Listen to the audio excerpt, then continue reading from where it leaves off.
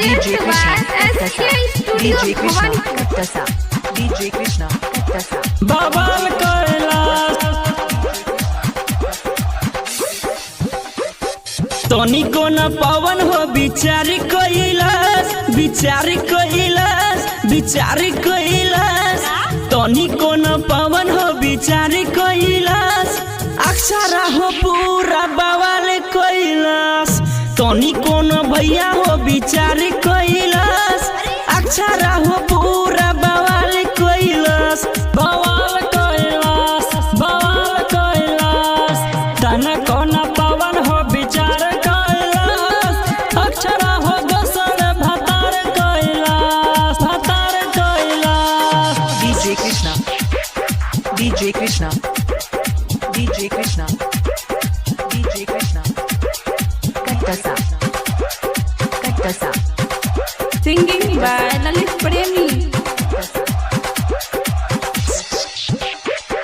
अपना लो भर के रखले अनोखा पवन सिंह अक्षरा के दिहले बधोखा दिहले बधोखा दिहले बधोखा अपना लो भर के रखले अनोखा पवन सिंह अक्षरा के दिहले बधोखा सोची सोची पवन के बुखार लगल अक्षरा हो दोसर से प्यार करल तन को न पवन हो विचार कैलाश अक्षरा हो दोसर भतार कैलाश तन को न पवन हो विचार कैलाश अक्षरा हो दोसर भतार कैलाश भतार Kailash DJ Krishna Presented by DJ SK Krishna. Studio Bhavanpur. Kattasa, Singing by Raja Raj.